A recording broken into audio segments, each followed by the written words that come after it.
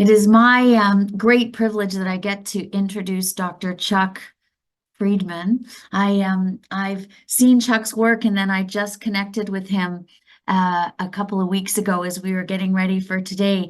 And it's, those serendipitous things that you meet someone, and now it seems everywhere that I go, Chuck's name comes up. So I feel like I kind of know a celebrity now that we had a chance to meet in person. So I've looked at the participant list as well. I see lots of familiar names who've worked in collaboration. So we have a real treat here today that we get to hear from Chuck and the good work that he's doing. So Dr. Chuck Friedman is the Josiah Macy Jr. Professor of Medical Education and Chair of the Department of Learning Health Sciences at the University of Michigan Medical School. In recent years, he's focused his academic interests and activities on the concept of learning health systems that improve health by marrying discovery to implementation and the socio-technical infrastructure required to sustain these systems. He's editor-in-chief of the open access journal Learning Health Systems, which I've now devoured and sent many articles out to some of the people on this conference here, and co-chair of the movement to mobilize computable biomedical knowledge. So a very warm welcome, Chuck, from Michigan. I understand you're coming to BC in a couple of months, right when all our cherry blossoms will be blooming. So we'll get to show off our beautiful part of the world to you. So my first question is that, and Christy will be jumping in as well here, we understand that you will bring the perspective of learning health systems to this discussion. Could you say a little bit more what you mean by learning health systems? And I'm going to want to know how you got in this field. So however you want to weave that story together is fabulous. Sure. Well, let me begin by thanking you for this invitation and this opportunity to be with you all here today. And of course, I speak from 45 minutes away from a bridge, which takes me to your country. And I always enjoy opportunities to go to Canada and support in whatever way I can the fine things you were doing there to improve health. We envy you in many ways. So, learning health systems. I discovered this idea when I was working for the U.S. federal government between 2007 and 2011, and the idea of learning health systems surfaced from a workshop held by the U.S. Institute of Medicine, which is now called the National Academy of Medicine, in 2006. I did not discover learning health systems until 2009 when I was serving as the deputy director of the Office of the National Coordinator for Health IT. So my background is primarily in biomedical informatics, and I consider myself part geek, but part other things. And when I discovered this concept of learning health systems, it really was about about data and putting data to work. And of course, we who do informatics love data. We worship at the altar of data. And I basically carried forward this idea of improving health by putting our data to work, by applying analytics to turn data into knowledge, and then implementing what is learned from that process. And for many years, I worked to develop learning health systems from that perspective. Long about 2016, I was invited by a well-known health services researcher named Peter Margolis at the Cincinnati Children's Hospital to a meeting that they were holding around the learning health system work that they were doing. And they thought they were going to learn a lot from me. And I was happy to go to this meeting, but it turned out to be exactly the opposite. They completely inverted, well, not completely, but significantly inverted my view of what the secret sauce of learning health systems was. And it wasn't technology, and it wasn't data, it was people. And I met the many of the participants in their work called Improve Care Now. That's still around. You can go to their website, and I encourage you to do this. And Improve Care Now had been for many years focused on improving the health of adolescents and young adults with inflammatory bowel disease, and they had made incredible progress toward doing that. And I started meeting the young adults who had inflammatory bowel disease, but were active participants in the effort to improve. And then I met their parents, some of whom had even retired early so they could go to work in support of Improve Care Now. And I met the clinicians and the care managers and others who were part of this multi-stakeholder community, and a 1,000-watt light bulb lit up in my head. And I said, the key to learning health systems and their success is the creation of learning communities consisting of many different individuals with different points of view who come at the problem from different directions, certainly including those whose health you are trying to improve and their loved ones. And the fuel of the learning health system is passion. It's passion to solve a problem whose critical importance to health and well-being they all appreciate, to the point that they are willing to volunteer their time, and if they are professionals, to contribute the time above and beyond what they are being paid to do, to work toward improvement against this problem about which they are all passionate. So learning health systems certainly are about a cycle, executing a cycle to improve against an identified problem. And there are many pictures, and just about everybody who talks about learning health systems draws a circle of some sort. And the circle I like to draw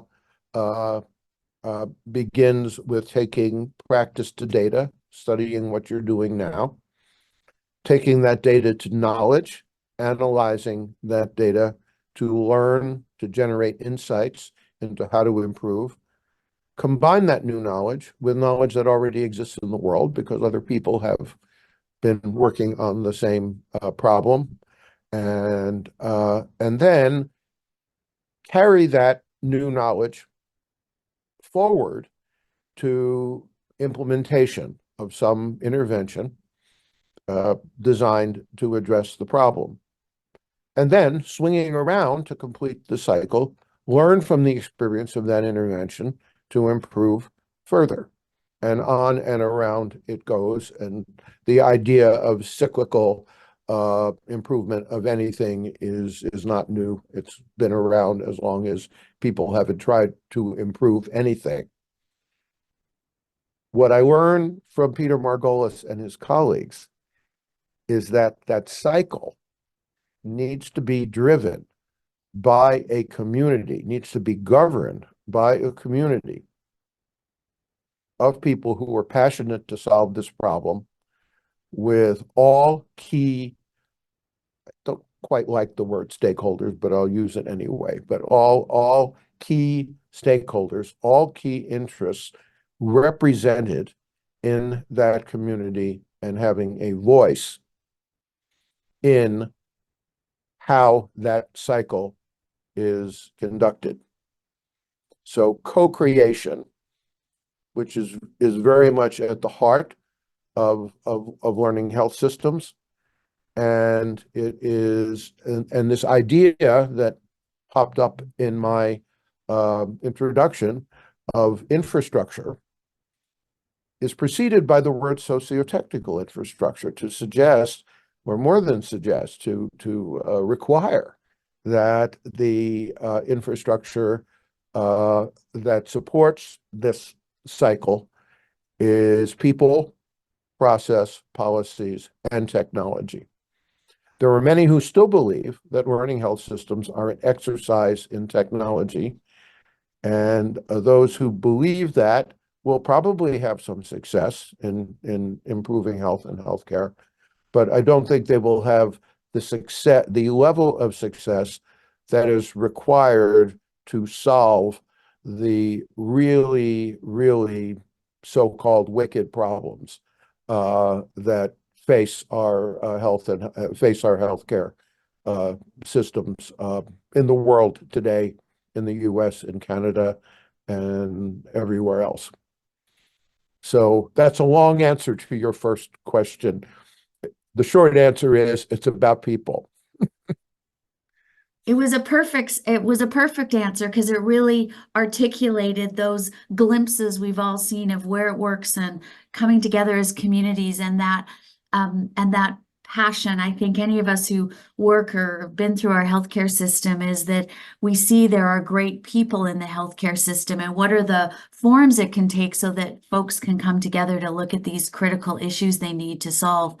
Remember when we were speaking a couple of weeks ago, you were very intrigued at our theme around bridging silos to create impact. And I think that now that we have this articulation of a learning health system, what's your perspective on this idea of silos? Because the discussion today is how are we going to bridge from silos into this idea of a learning health system? So maybe a few of your thoughts on silos, and then we can talk about how we bring them together. All right, great question. And I've actually given some further thought to this since we spoke a few weeks ago. But basically what I said then, I still believe. I think we should not view silos, by which I mean a group of people sharing a common but circumscribed scope of work and interests, as a bad thing, as a negative force in promoting health improvement. It's a natural tendency for people to come together to form organizations, and I think I've seen this. I've seen pictures of silo busters, like all we need to do is come in with the appropriate explosive or sharp or blunt instruments and break down silos, and the world would be a better place. I think that's naive. I think that what we need to do, and I don't like this word either particularly, but I'll use it anyway, is manage silos and mobilize silos to work in concert to solve complicated and challenging problems. So the forces that created silos are inevitable and useful. What we need to do is just put it in terms of promoting health improvement using learning health system methods, is kind of move them into the background and say, how do we create learning communities consisting of people from these various silos to work together to solve these complicated problems that require these silos to be represented in these communities. So it begins with identifying the problems which will induce or will bring out the passion that people share wherever they reside, to form into learning communities, action-oriented learning communities to execute together, co-creating these improvement cycles. So silos, I think, work in harmony with learning communities, and if we can find a way to establish this harmony, then I think we have a pathway to really making a difference in the same way that Improve Care Now, and it took time, over 7 to 9 years, I forget the exact time, was able to increase the remission rates in inflammatory bowel disease from something like 30% to something like 70%. So this works. And there are other examples of it. It is not fast. So building these communities takes time, and in some of the work that that we could talk about that I've done, it's taken literally years to mold these communities into active and productive change drivers, but the investment pays big dividends. Rapid fire efforts often build superficial and not lasting solutions. If we want to get to lasting change and sustainable improvement, it takes the investment of time in building these communities to get there. Thank you. So we've learned that it takes time, and so of course that's going to take some patience. I can see the chat on the side, and someone wrote, "Impatience kills change." So it takes some time, and it takes some patience. What else have you seen groups that you've worked with deploy or use to overcome silos or to help create these learning systems? What's helpful in along with time and patience? Um, I really do think I would challenge a bit your use of the word overcome. I mean, I think Absolutely. that again casts silos in a negative context. I'll talk about work we've done to address a really nasty problem of human health, which is out of hospital cardiac arrest. I hope you do better in Canada than we do in the United States, but out of hospital cardiac arrest in the state of Michigan has about a 10% survival rate with good neurological function. 90% either die or are incapacitated for the rest of their lives. So, this is a system problem. It's the quintessential system problem because many out-of-hospital cardiac arrest, by definition, occurs outside of a healthcare system. That's exactly what it means. People drop on the street. Many people have suffered. 72% of these arrests occur at home. So it turns out that there were silos in Michigan addressing out-of-hospital cardiac arrest. People from the State Department of Health and Human Services, emergency room physicians, first responders, a group that was collecting data and doing research, statistical research on out-of-hospital cardiac arrest, Um, Survivors, too few of them, uh, sadly, but lots and lots of family members of people who did not survive.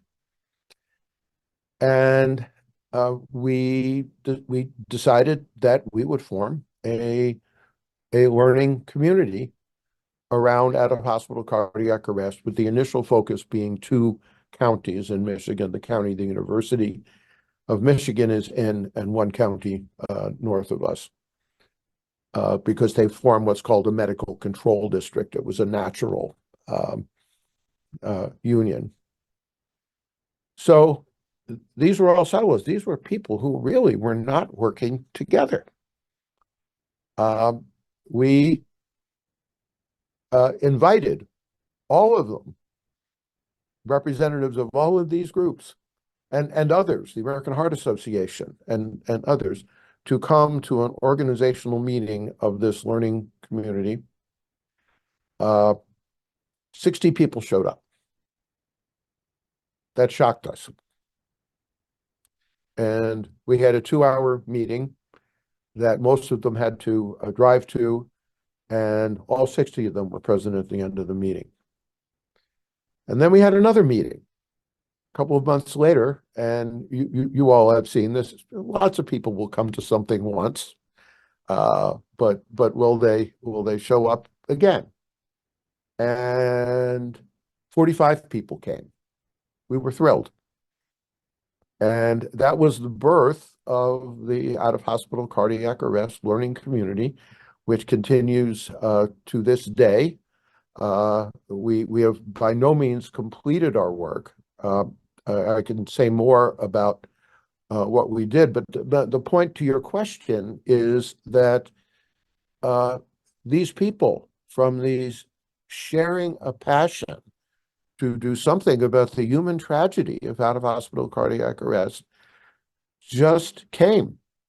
They were living in their silos, and for good reason. That they were working together on pieces of this problem, and some of them weren't working solely on this problem, like the people from the American Heart Association.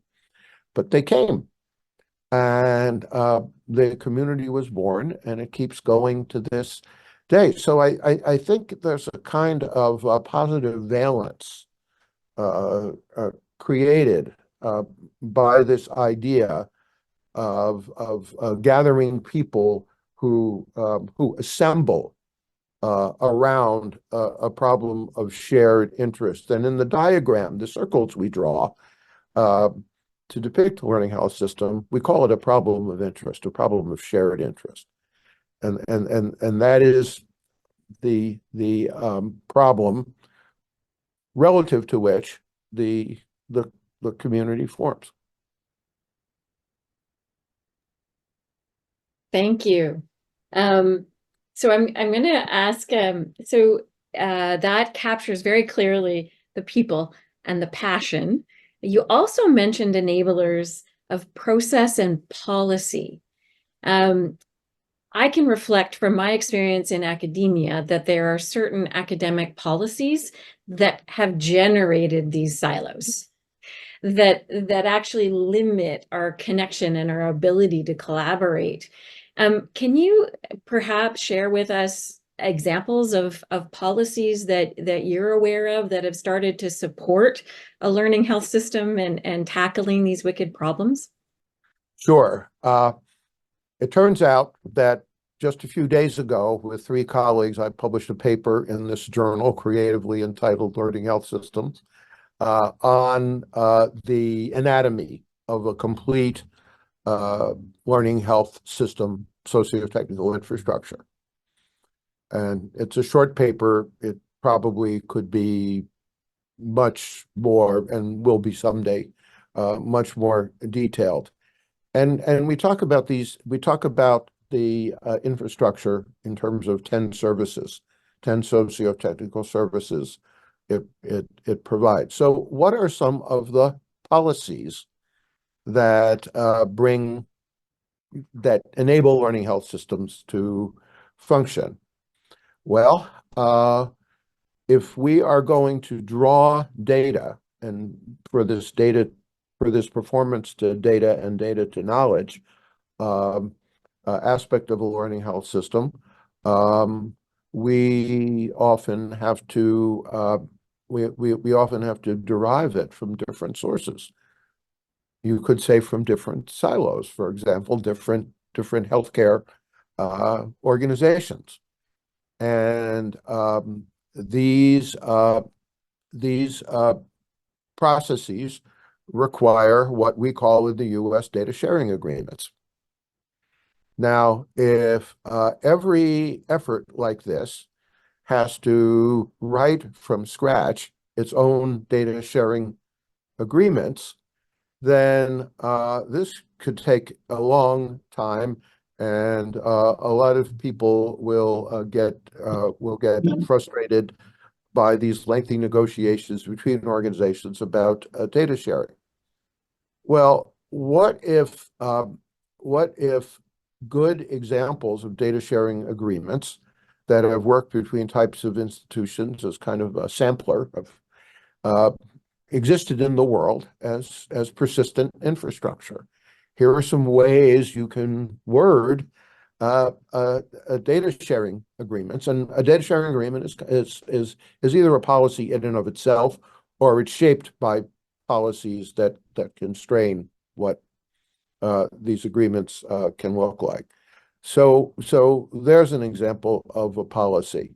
Another example is, we have, I'm sure you have counterparts to this, you probably call it something different, but institutional review boards that authorize studies that are considered to be regulated research, and even ones that aren't usually attract the interest of these IRBs. Well, there is a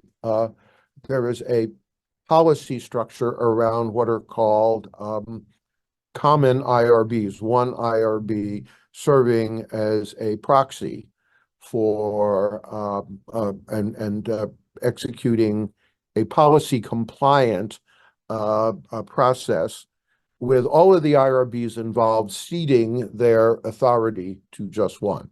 It's an exercise in trust, and I'll come back to trust. But this one way of doing this is called Smart IRB, and Smart IRB is it's a set of policies for doing this. So these are just some examples, and the idea, I talked about learning health systems being slow and the process being slow. Well, one way to speed them up is with infrastructure, with shareable policies and processes that can be incorporated into these improvement cycles, because they're all basically doing the same thing. They're doing performance to data, data to knowledge, knowledge back to practice. And these activities have common elements. Therefore, shared services can support all of them in much the same way that a bridge can take many different kinds of vehicles and people and bicycles from one side of a river to the other. So infrastructure is another really key feature of learning health systems, but it's very concordant and harmonious with the idea of how learning communities have to work in order to promote improvement. Thanks, Chuck. Christy, anything else you want to follow up on that one, or was that? No, I think you're going into follow up. I think we are on the same wavelength. We probably are. I'm sure we are. We have data sharing agreements as well. And in BC, we do have a common IRB across our health authorities and our major research institutions. So we've got some good things in place, which I think We've can got feel infrastructure. heartening. I mean, that's great. Yeah. So you mentioned trust, and that you would come back to that. And just while we have time with you, I wanted to hear you reflect on trust before we move into our closing.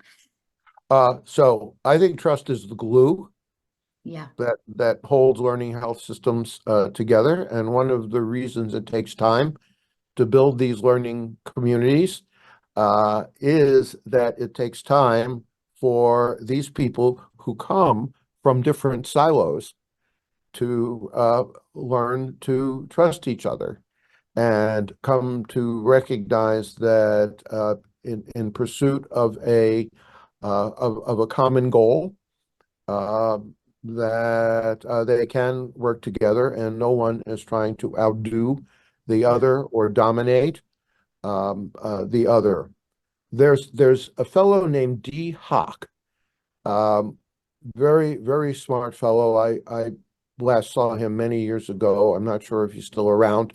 But D. Hock is the fellow who founded Visa. Yep. And and he talks about how he took a very large number of banks that were in the business. Their daily goal was to put each other out of business. And basically convinced them that it was in their common interest to not compete around credit card activity, to form a common effort in this regard that was pre-competitive. And one of the things D. Hock said to me that I've always cherished is that if that these this is my metaphor actually, but these learning communities are like an atomic nucleus. And if one particle, one constituting that nucleus leaves, the nucleus goes unstable and falls apart. So what D. Hock talked about was the importance of keeping every one of these banks engaged and moving the process along so that no one of them was perceived as dominating the others and trying to take charge and assume a superior position, knowing that if that happened, the whole effort would fall apart and they'd go back to their hyper-competitive ways. So they had to come to trust each other. So it is with learning communities, that these different constituents, these people who come from these different silos, sharing an interest in a problem, sharing a passion about a problem, have to come to trust each other. Just because they share a passion about solving a problem doesn't mean they trust each other. Yeah. The trust has to grow and has to be nurtured and has to be developed. So if passion is the fuel, trust is the glue. I like that. An interesting fact, D. Hock, a lot of his ideas came from a Canadian scholar named Elliot Jakes, who wrote about requisite and chaotic organizations. So that's a nice, chaotic organizations, right? yeah. Yes.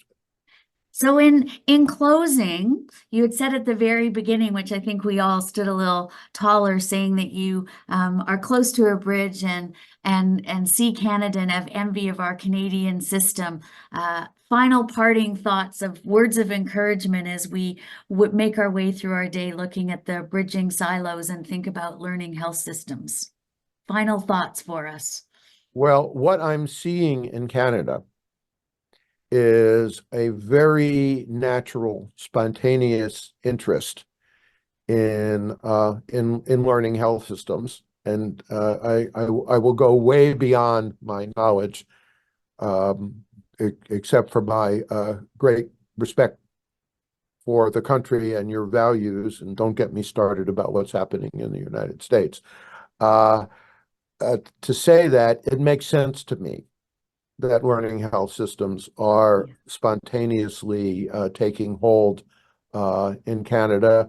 Out of the blue, I was contacted by a group in Newfoundland and had a wonderful conversation with a group in Newfoundland that is trying to form at a provincial level a learning health system there. I'm aware of efforts in Ontario and Quebec and other provinces, and certainly in BC, where I've visited several times and been engaged around the interest there in learning health systems.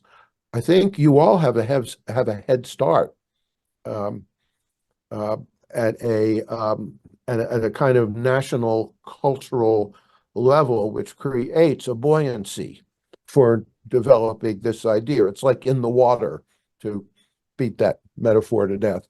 Uh, uh, I guess my closing comment and word of encouragement would be, I think you're launched and started in the right direction. I think your national value system is highly promotive of this. You have the wind at your back in a way that I think we don't in the U.S. And I'm excited about what you all can accomplish.